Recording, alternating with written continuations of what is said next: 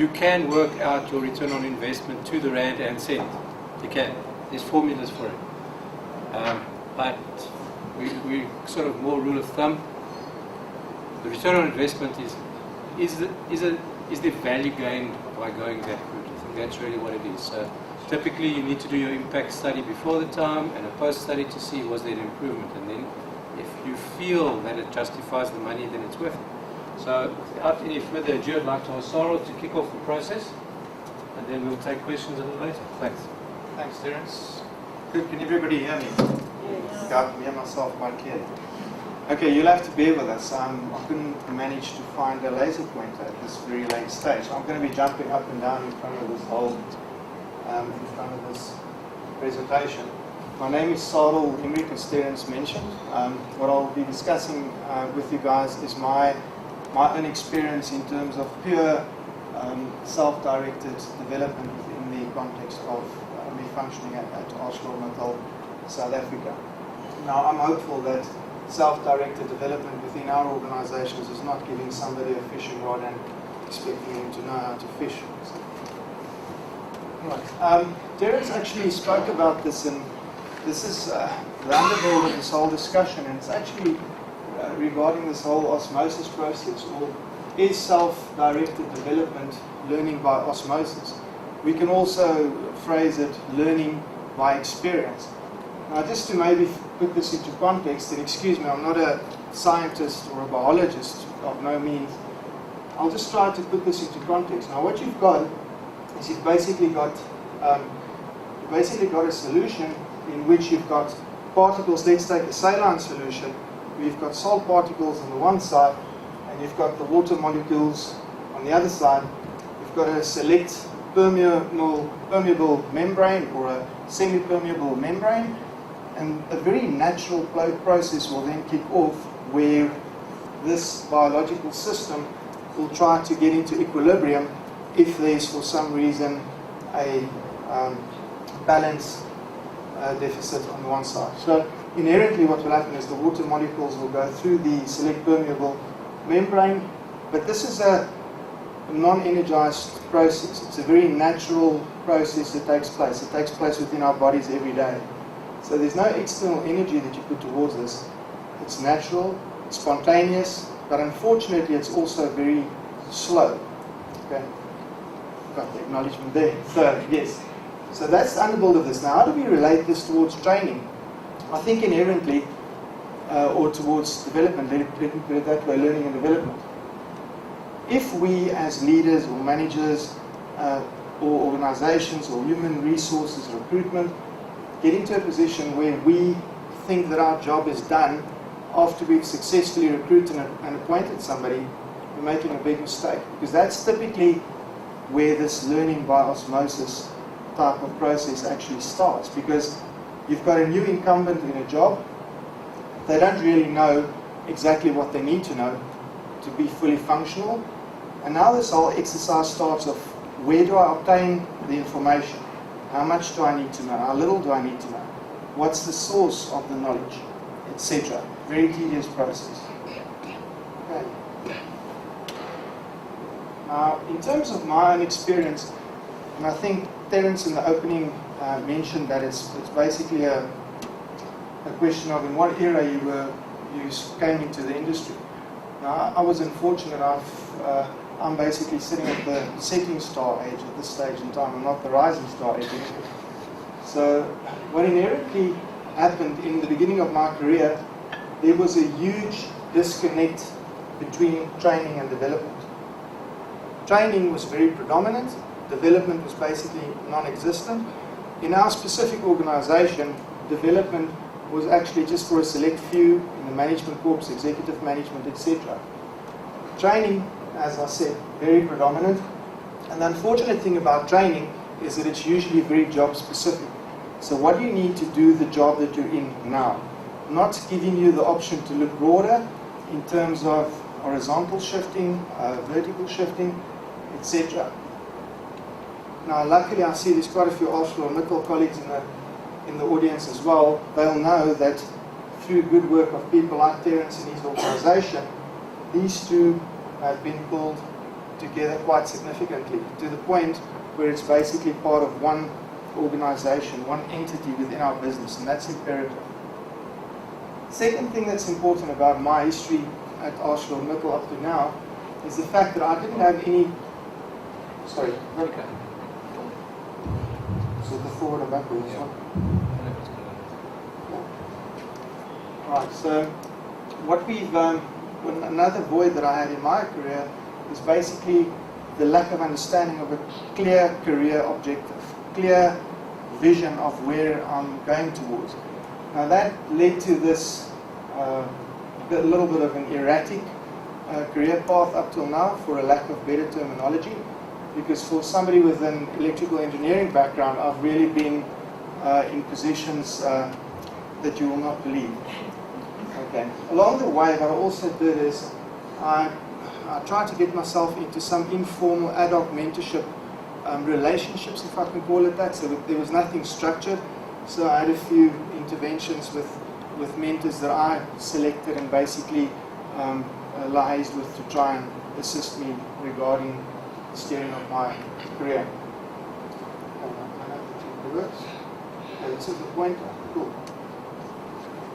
Check the works. Now that basically resulted in what I call my snail trail career path, if that makes any sense. Now what I did is I tried not to make this specific to myself, but I tried to basically put a little model on the table that hopefully makes sense to a lot of people, because this is very easily what can happen to individuals within large corporate organizations. So typically what happened is I've got this elaborate 19-year career, which is quite long. Usually you get to landing one, freshly out of varsity or technicon or whatever studies you did, and you believe that you've landed. You've now arrived at what you studied for. This is what you're going to be doing. This is where you're going to be applying yourself. And then reality kicks in, because suddenly you're not very sure that you've got all the tools to equip yourself with. You're not sure how to get hold of all the knowledge. You're not sure of what level of knowledge to gather, etc., to be fully functional. And this is typically where that learning by osmosis process kicks in. Now, what unfortunately happens, if you've got the type of personality that I've got, I'm the type of person that wants to know everything about everything. I'm sentimental about things, so I don't easily let go. And what happens is, suddenly you look back and 3, 4, 5 years of your career is gone, and the amount of business value that you added is actually very little. So from a return on investment perspective, the company is losing out, and you've frustrated perhaps yourself within a position that wasn't your in-state landing. Now this process can basically repeat itself. As I said, I've had quite an erratic career up till now. And then what I did is, just about halfway through my career, I realized that I'm going nowhere very quickly. They also say that it's only crazy people that carries on doing the same thing over and expecting the result to change. My result was not going to change. So what happened is, on my own accord, I basically initiated a string of development programs. I enrolled myself in courses and attended seminars and started building myself, not only for the position that I'm filling, but basically allowing myself growth in other aspects. One of them is Toastmasters. You won't believe me, I'm still got butterflies, still trying to get them in sync. So also formal certifications, putting myself into a position that basically allowed me to reach, which I call landing in, which is the current position that I'm in, where I'm fortunate enough to be basically delivering huge business value within the context of which I'm applied, managing significant strategic projects for the company, also applying myself to mentoring a young team earlier than later, not to make the same mistakes that I've made. So I think in short, what this boils down to is the transitioning between these landings become much easier.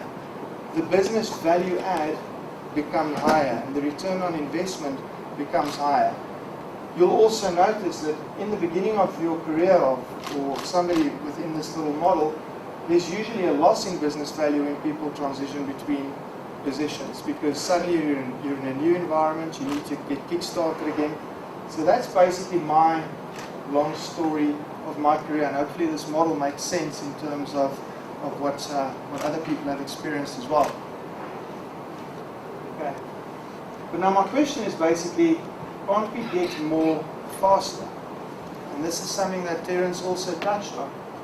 But inherently, there's no reason why this should have taken 19 years. If you've got a talented and engaged individual, you've got a committed organization pushing from both sides, you can halve or maybe even make that period much shorter. What would have been the underbuild for me in getting to that in a shorter period of time would have been clear career objectives much earlier, a training and development environment that was much closer connected, and then of course a formal mentorship to cement these in place, which weren't there. Now there's a string of other nice HR and training related and leadership and development related terminology that I'm not familiar with, but these are the ones that really make sense to me. Now what this basically ends up with is, I'm posing two questions for thought to this audience, and we'll get back to this after all the presentations are finished. But the first one is, what are we as leadership doing to ensure that self-directed learning does not result in learning by osmosis? Okay? And the second one is, what happens with highly talented individuals without tertiary qualifications in our organizations? I was lucky. I had a tertiary qualification. I was a bursary holder, so I was somewhat on the map, although I was not moving very fast through this process. But what happens to somebody that's highly talented and is not noted from day one? Do they fall through the cracks? Do they disappear? Do they average out instead of becoming the talent they're supposed to be? And those are the questions that I want to leave you with.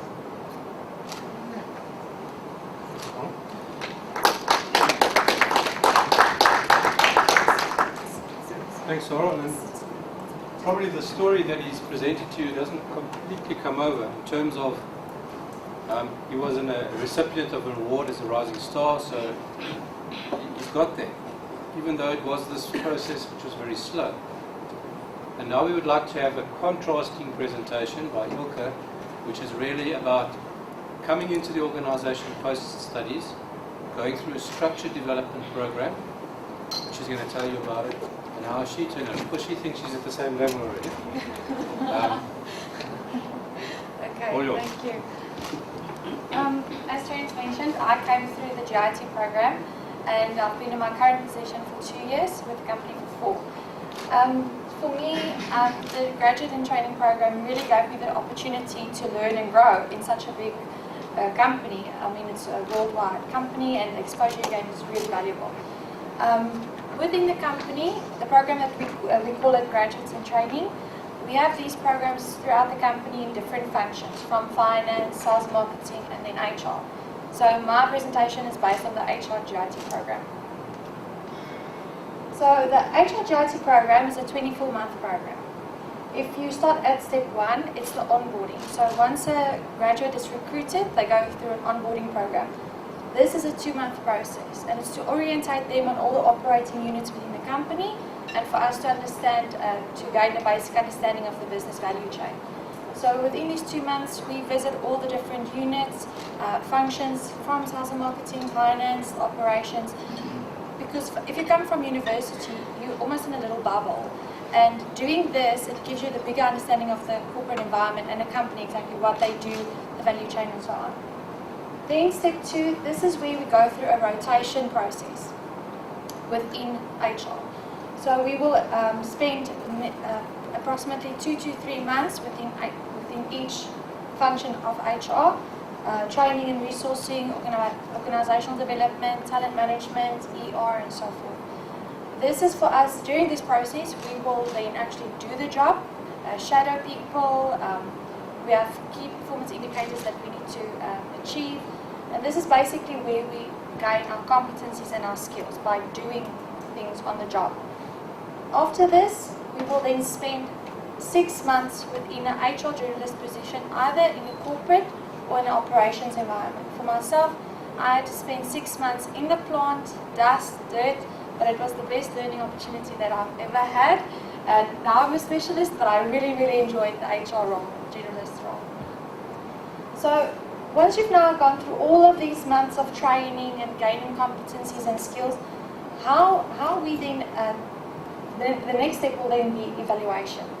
So during the 24 months, every 6 months, we are evaluated. And if we are declared competent, we get a 5% increase, which is very motivating for all the giants to get through the program. And then, so it's really, but it is for us to develop and acquire competencies and skills. How we then do this is through on-the-job training, and we are assigned coaches in every section that we go. We have a coach, and the coach will help you through the process and help you complete what you have to complete in his area. We also have training programs, internally and externally. Internally within the company, we have management and leadership skills programs. Then externally, we will get maybe external companies to come and present a course on performance management, or we get to attend conferences. Whatever skills gap we have, we will then address it by either internal or external training. Then the mentoring program. We have 2 mentoring programs, one for the HRG program, and then a formal ArcelorMittal mentoring program. With this program, you are allocated a mentor when you start, and that will be your mentor for the 24 months. They will help you with any problems that you might experience, also rotation to different areas, and also networking, which is very, very important part of it. At the end of the program, you also may be nominated to go on a temporary exchange program. This might be in Luxembourg, the Ukraine, Brazil, wherever. As Terence mentioned, we are visible in more than 60 countries, so the world is our oyster, and we can really go on a program and do an assignment and gain exposure and experience. Okay, so during the evaluation process, what the mentor committee, this is the mentors, and the mentor committee consists of the mentors. So what they really look for while evaluating is the extent of exposure, your extent of exposure against the structured program, then also your individual performance, training received and competencies acquired, experiential learning and highlights, and then also recommendations to improve HR effectiveness. So at the end of your presentation, when you give it to them, you really need to tell them what gaps you've identified and how you would improve HR structure, processes and so forth. So at your last evaluation, which is at 24 months, this is where you are now declared competent or not. If not competent, you have to go back, and the mentor committee will then tell you gaps that they've identified that you need to go back and address. If you are declared competent, then you are appointed, which is very, very, very nice. So once you've now completed the GIT program and you are appointed into your position, which is what's nice about the GIT program is this. Everyone comes into the program, but you get exposure as a generalist and as a specialist.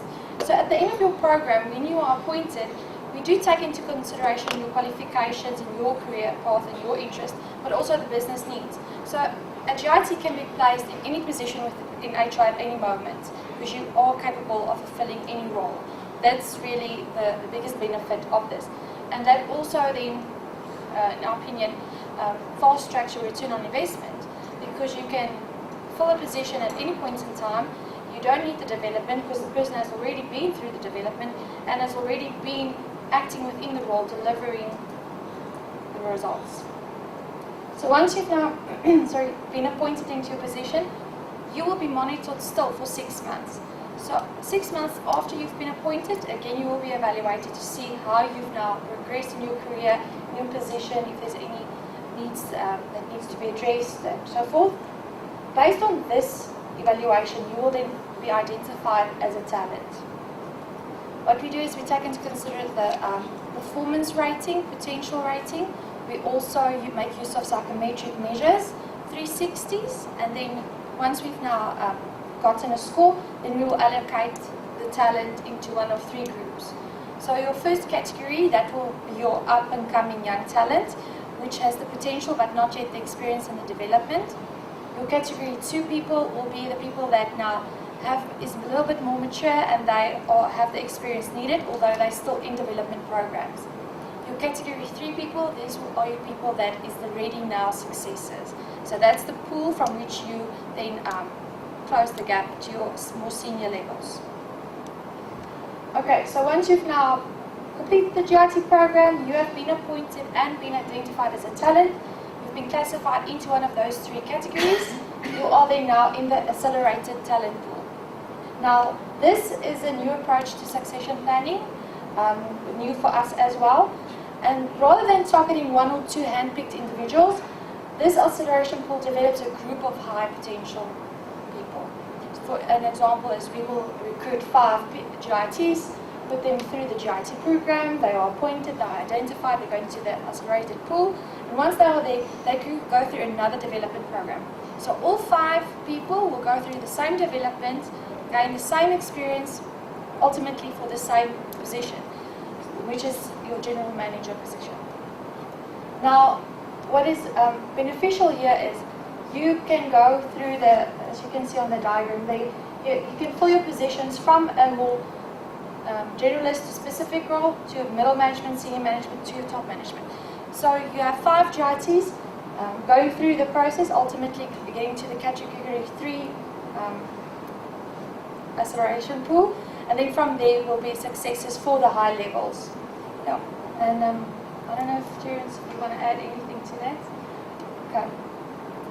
So my question to you would be, since this is a new method to succession planning, what is your opinion on it, and also the potential effect on return on investment? Thank you. Thanks, Ilka. And then finally, Andre will just take us through tying these 2 things together and showing the value of mentorship. Thanks. Right, ladies and gentlemen, I believe that not only individuals grow, I think the business grows as well in terms of how do we develop people. Like Sarel said, there was a big disconnect between training and development, which caused the one person to be developed very structurally and the other person by means of a very structured development program. And I think under the leadership of Terence, the company get it right to actually strike the balance between the programs. So as is evident from the 2 speakers before me, it's very clear that self-directed learning has its advantages and disadvantages. I think a definite advantage is that the person that's in the program needs to drive his own development, needs to be passionate about learning and development. Must have lots of energy and be an extremely motivated and disciplined person. The downfall is that you don't know what you learn or what you must learn. You don't know when will this be finished. You don't know if what you learn is that the right thing that you learn. On the other side, you have structured development program where the person is pushed for time. You need to achieve these objectives. It's under very strict mentorship and coaching programs. You know exactly where you're going and what is the time period that you need to achieve, in terms of the program. Then also, you need to make sure that you have the right person in this program to develop, because there's specific personal attributes that you need, as I've mentioned, in this case. So it can also be a generation X and Y type of thing. Like Sarel now, he must do it and he must go through it, and Ilka will say, no, I'm not going to do it because it's not structured, if you understand what I'm saying. So, and then what our company implemented then is what we call a total management process, where we marry these 2 things. So it takes you this slide. The slide is very busy, but previously we just developed people for the sake of development. So we now have a workforce analysis that has been done up to 2020. We know exactly what skills will we need, how many per year, and what is the requirement. And we have a very strong pipeline, which Terence also explained during this session earlier. And then what's important that every person have a structured development program. Now, I have a structured development program, so what? But we've provided each employee with a toolbox where they can find this, how are they going to address the needs that's inside the structured development program. Like for example, we have information repositories. We got like the Wikipedia that you get, we got what we call an ArcelorMittal wiki. So each time when you do something, you will populate that information on the wiki. How to do onboarding, how to get a business card, how to replace the electrical motor. So if you don't know, you go into the wiki, and in an ArcelorMittal context, it will show you, how to do that. We use podcasts, we use, there's learning available. If you come across a very good article, you will publish it there, so for future reference. Then we also got a blended type of approach where we have classroom training, that is your normal courses that you will do, which will address what's inside your development plan. We're part of ArcelorMittal University Luxembourg, where there's lots of e-learning that you can do. There's virtual classrooms where they present the course any place in the world, and on the receiving side in any operation in South Africa, you can join into that learning. We also got conversion programs where the lecturers are actually providing the classes in front of a park, and on the receiving end in Newcastle, you will have people receiving that information. And what's interesting, the pass rate, it's a course that's presented by the University of Technology, is higher on the receiving end than with the people that's sitting in the class face to face with the lecturer. So it shows that the technology is working. Then we also have yellow pages of experts. I want to change the electrical motor or electrical drive. Go through the yellow pages. Who can help you? Who's the specialist in that specific area? So you give a toolbox to all of these employees, where to find information and what information they can get and what they can learn. But that only accounts to 30% of your learning.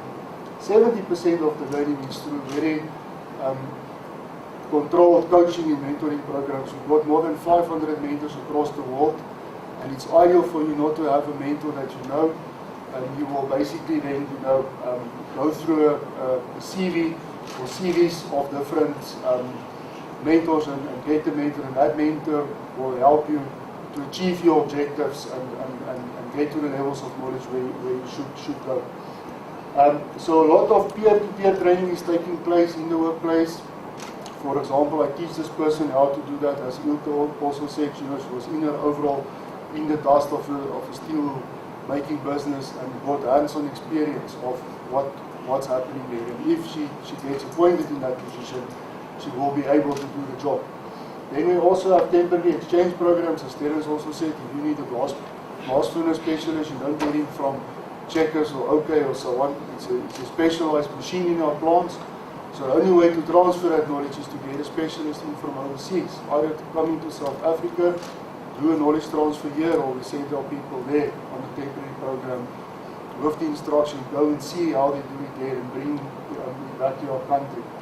Then we also got a thing which we call the twilight career, when a person and the speaker of the post office, said, when you're old, you can't go to the field anymore.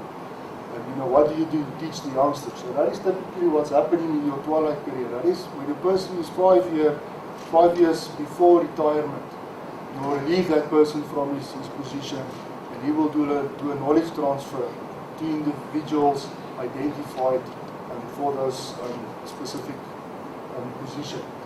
So yeah, that is in short our knowledge management process. And if you do that right, the result is you achieve the development objectives, not by osmosis. Very structurally, you can compress it within a reasonable time period. You definitely get your return on investment because you learn very, very hard, you work very hard, and you can actually, by the end of this program, immediately add value into the company. With a lot of I know how to do the job. with conference. And then, you also accelerate the career objectives. A lot of our management teams and engineers are older people, but the upcoming stars, are relatively young people. And that is how we push them through the training programs and how we develop them. And then also it's lifelong learning, and it's a learning organization. So that is what's very important. Right, to come back to the questions, Terence, if you can maybe just facilitate those questions for us. Yeah. You may need to keep your mics on because you were going to answer. So it's the traditional Q&A, and I think the normal expectation is you ask, we answer. So we turn around and we ask, you answer, we get more clever.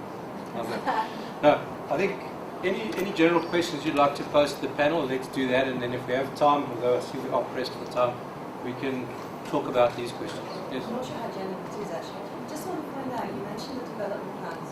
Does every single employee have a proper development plan? Yes. Right down to the bottom. Not just management. Yes. Not just graduates. No. That's impressive. Yeah, everybody, right. Got a competency profile they work against. Yes? Just follow Saul's question about how is that potential presentation. I come from a very technical background, but I'm looking for specialist background. And I think they identify talent from applications. And in terms of the first question as to what is the leadership, what's the leadership doing,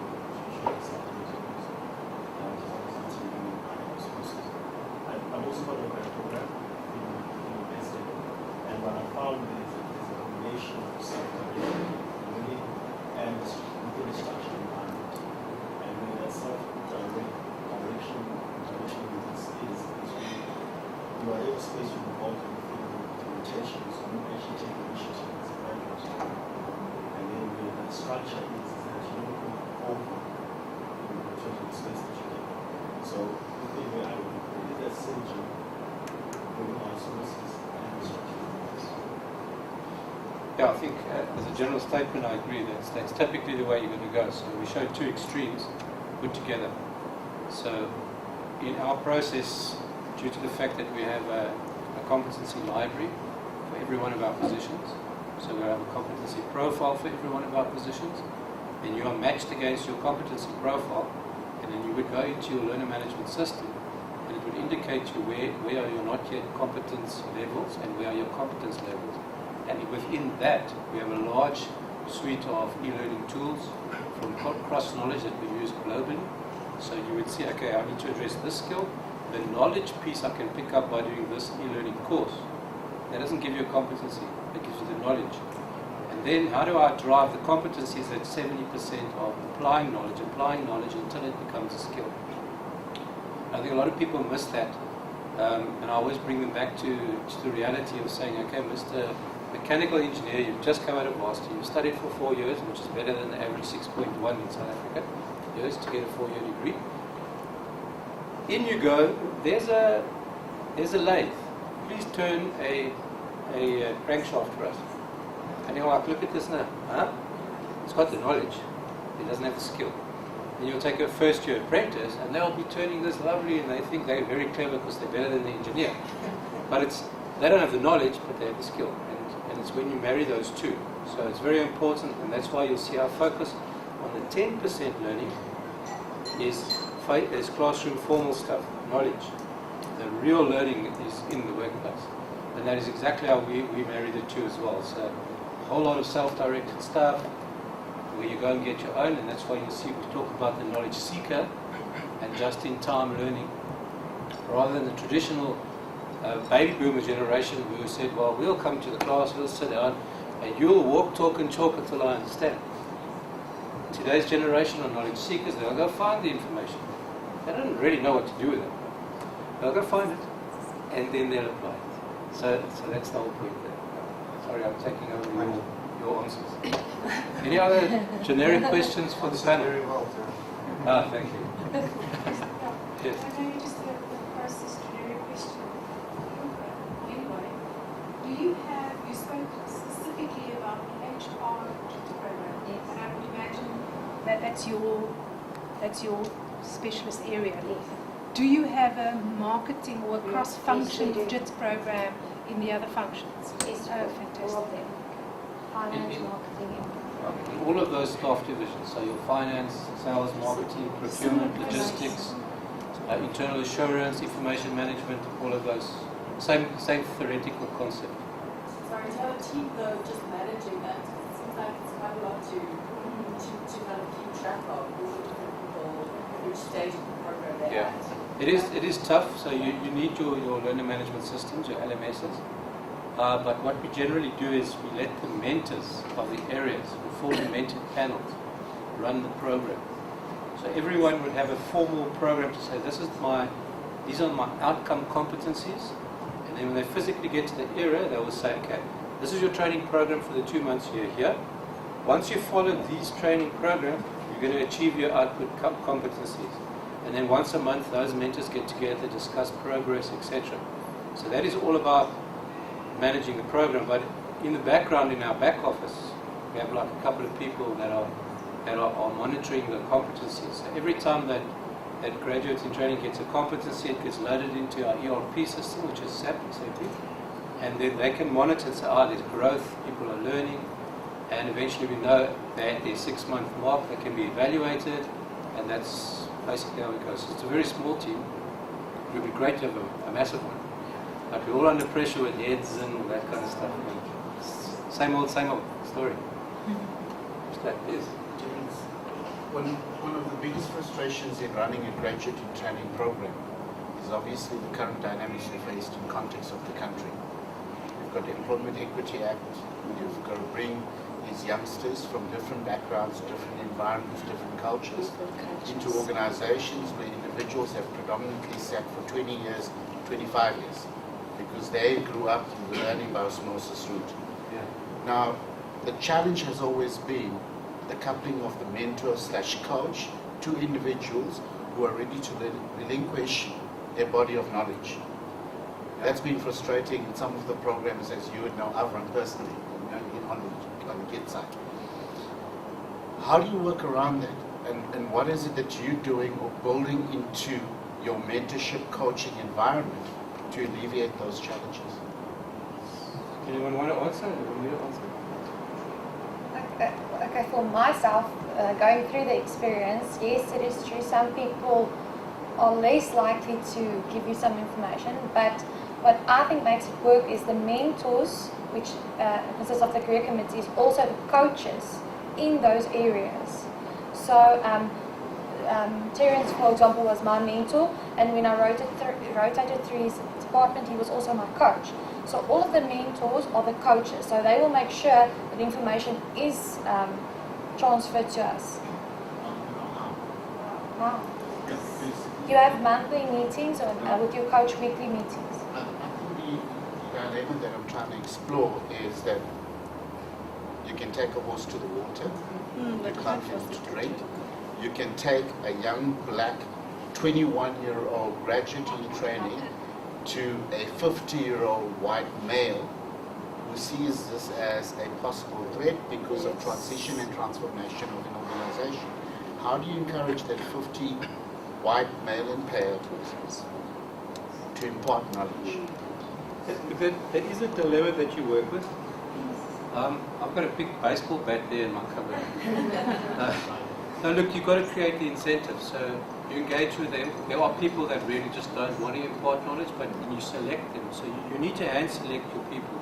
So you would have your people that are coaches and are willing to impart their knowledge, and you have your mentors. So your mentors are kind of your lifelong mentor for the program. Coaches will change as you move from area to area, but they're hand selected in terms of their willingness to impart that knowledge. And I think what you're explaining a while ago, we don't have the luxury anymore to withhold information, because as the older generation exits, the younger generation enters, you've got a gap of it's getting more difficult to transfer knowledge. You actually just got to start building knowledge from scratch. This is one of our main objectives of the Wikipedia, is to capture all our organizational knowledge. So even if you lose somebody, you just say, can you read? Okay, cool. In you go, and you'll learn what you need to learn. So as a result of what you've explained there, that had happened. But now those same individuals would be the managers and senior people in the plants. And if they now don't start to impart their knowledge, their operation falls apart. So in the end of the day, they've got absolutely no option but to do that.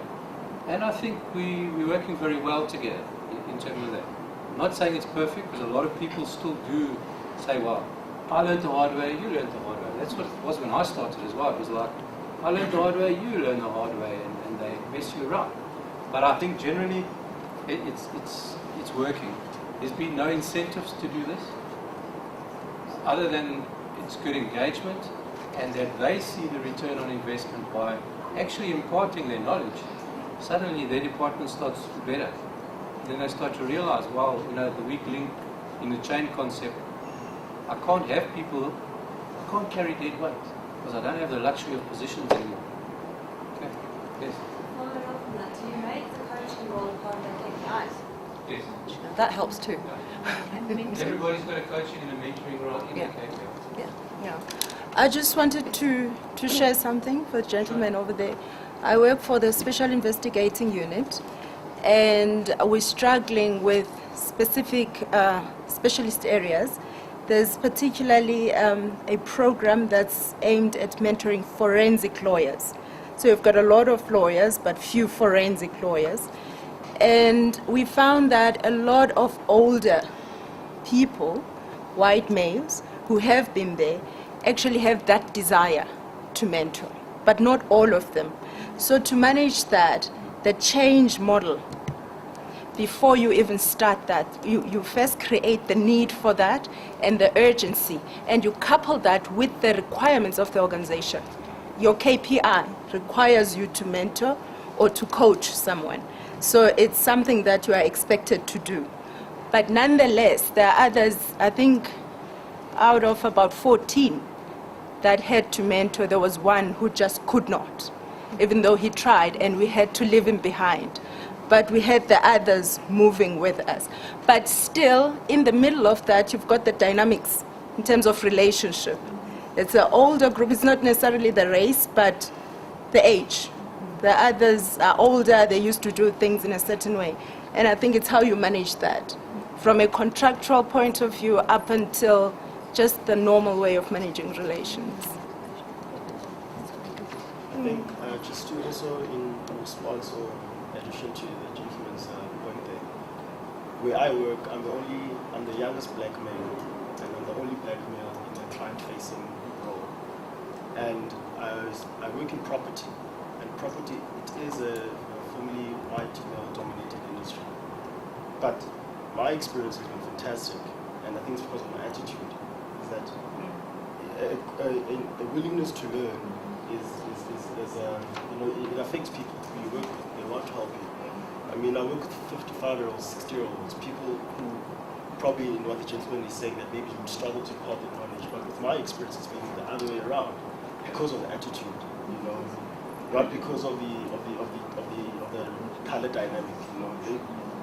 I think it also depends on the organization, because each individual has their own reservations, even in terms of color.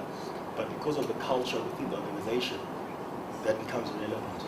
So in terms of graduate programs for the various companies, maybe also it's a culture thing that they will need to revisit in terms of what type of culture do they cultivate within the organizations, then to actually nullify that. So Actually, very good point, because I think most people don't realize the importance of culture. It's absolutely king in terms of the organization. That's a great point. Any other questions? Yes, sir? I'd just like to please better understand your accelerated talent pool, what drives the need for it, why is it there, what you sat around a table and decided we're going to have this accelerated talent pool, because let's face it, you're not Google, you don't need 12-year-old managers, you need a bunch of experience, you need a guy that's been touching the pipes and he knows when this one's hot, you must turn this one off and so on. What is it? Okay, what it is? Yes. Yeah, because it's something we're busy looking at right now globally. Your traditional succession planning, which we have in place, is, in our case, we have a succession planning saying for every position, you will have 4 incumbents lined up. 4. One of them has to be a woman, okay, from the gender diversity point of view. And obviously we drive the AIC ratios, the equity side of things. So normally you would have probably 2 or 3 of them would be an African, Indian or colored, and one of them would be a woman.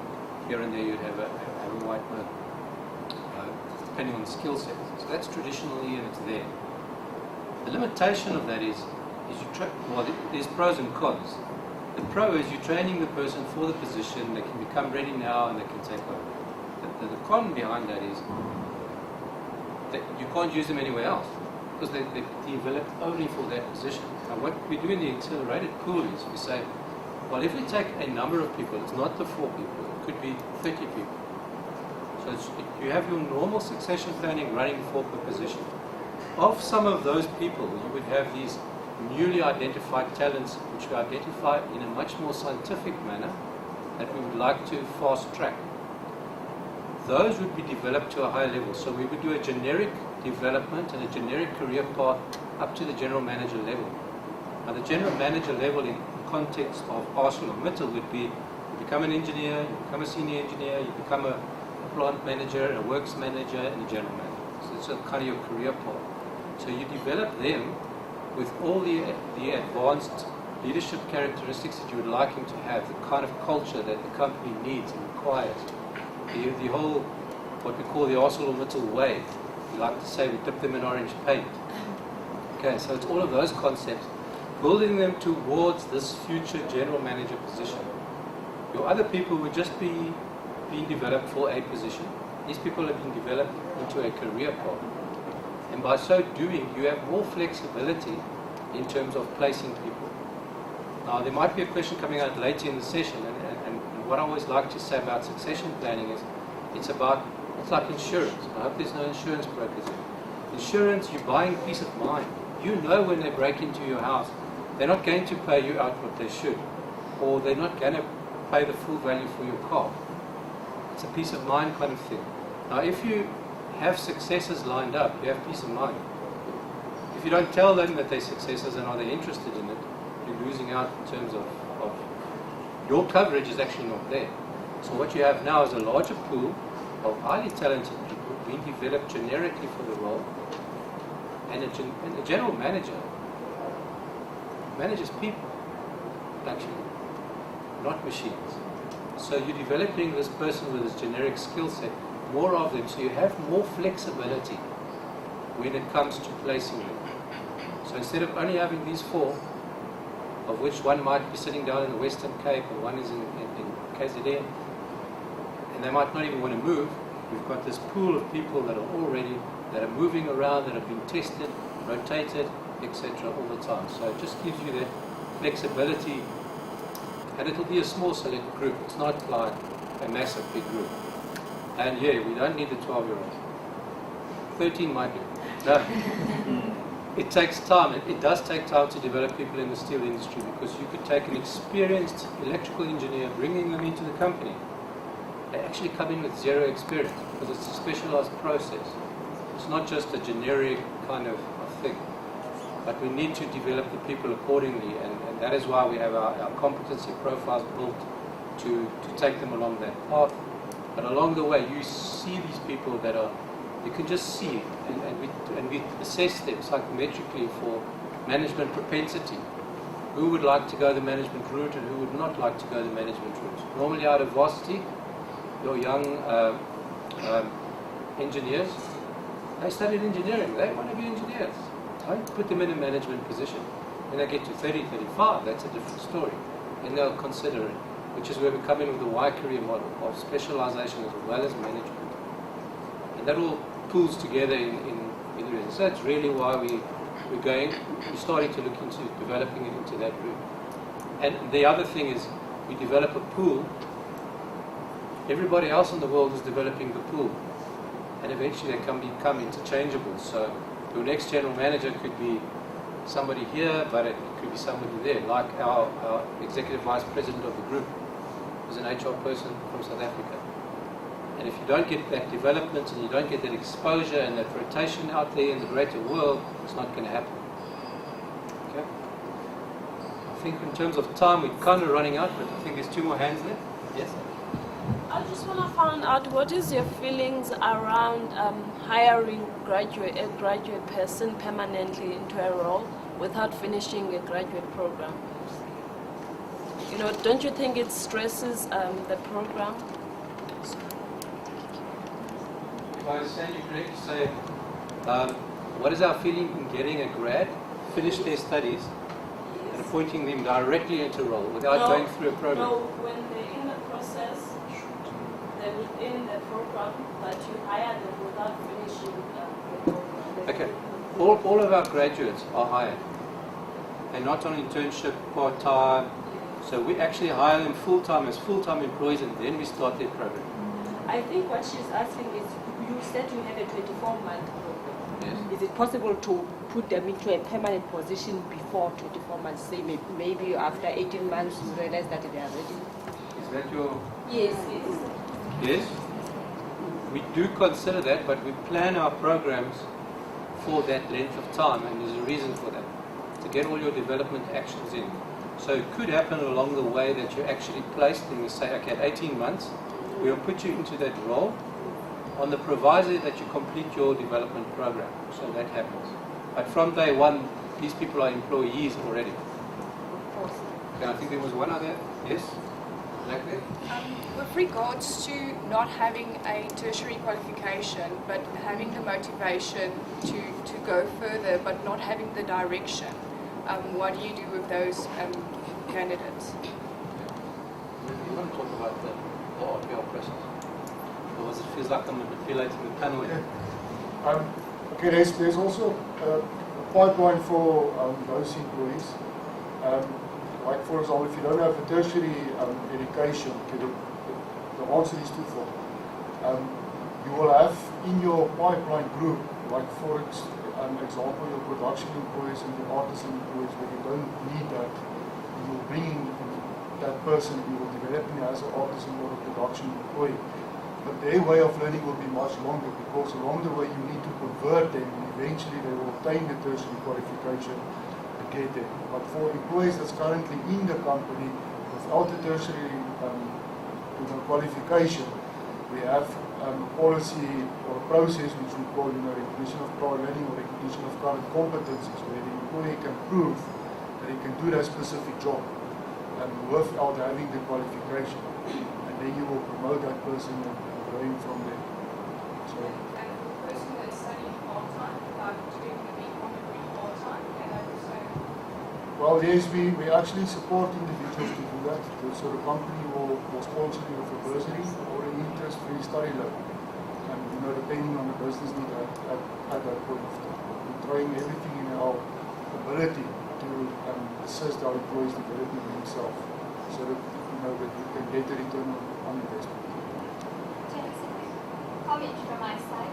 I think ArcelorMittal, going back to the whole thing about the older white male mentoring and coaching the younger generation and of different races as well. I'm from ArcelorMittal myself, and I think we're moving quite rapidly and successfully in embracing diversity in the mentoring side and on the coaching side. In my department specifically, I am being trained and mentored and coached by a 63-year-old white male. But together with him, I've been on a formal CIPM, which is a Capital Investment Projects Methodology course in Luxembourg this year, where I've got formal training and then training by osmosis from him. And then together with him, we're developing the project management methodology on our Wiki AMSA. So from there, he's started off the training, and from there, I am continuing with the training. So I think that process is happening quite successfully within the organization of making younger talent in the organization start to begin training the others, the newer ones. I mean, I'm 28 years old, and I'm training the younger ones that are coming into the organization. If